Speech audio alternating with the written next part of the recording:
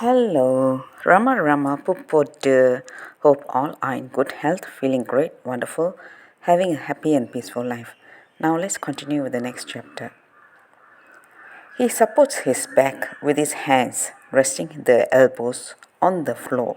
The body is then tilted completely upward, his trunk and hips becoming vertical. The chest is brought forward to touch the chin. The hands form a bracket which supports the trunk. The weight of the body is supported by the shoulders and the back of the neck and head. After maintaining this upside down position for about 5 minutes, the yogi gets up and explains its value. This posture brings blood flowing down to the brain by its own weight for a few minutes. In the ordinary position, the blood has to be forced upwards by pumping action of the heart. The difference between the two ways is shown by the soothing effect of the posture upon the brain and nerves. For men who work with their minds, thinkers, and students, the quiet practice of this all body posture brings quick relief when their brains are tired. This is not its only virtue.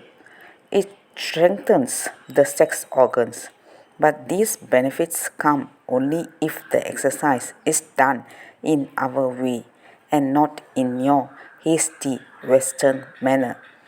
If I am not mistaken, you mean that the yoga attitudes keep the body fixed in a state of poised stillness, whereas our Western exercises violently aggregate it.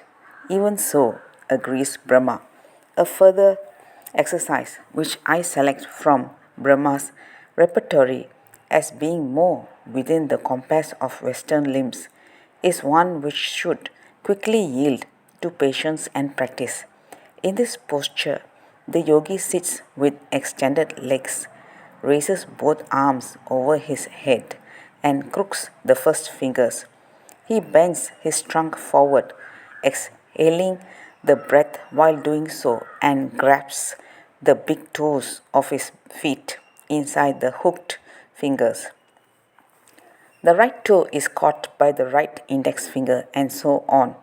Then he slowly bends his head forward until it falls between his outstretched arms and the forehead lies flat against his thighs. He keeps this curious position for a little while and then gradually returns to a normal attitude. Do not try to do all this at once, he warns me. Try to bring the head a little closer to the knees, little by little only. Even if it takes a few weeks to succeed in this posture, once you have mastered it, it will be yours for years. I learned that this exercise strengthens the spine, as indeed one might expect it to do, that it removes nervous troubles caused through spinal weakness, and that it will work wonders with the blood circulation. In the next posture, Brahma sits on the floor and then doubles his legs up underneath him. Thus, the soles of his feet come under the base of his body. He drops the trunk backward until his shoulders touch the floor. He crosses his arms underneath the back of the head, which is then cushioned upon them.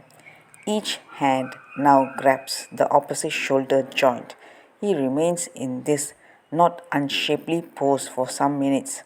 On emerging from it, he explains that nerve centers situate in the neck and shoulders, as well as in the legs, are favorably affected by the exercise, and that even the chest is benefited.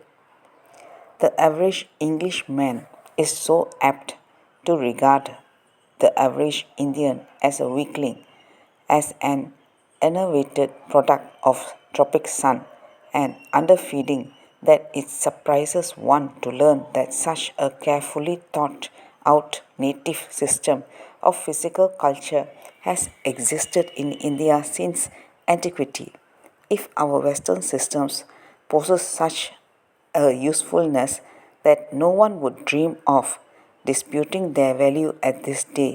This is not to say that they are consequently complete and that they have pronounced the last word on bodily development, health preservation, and the eradication of disease.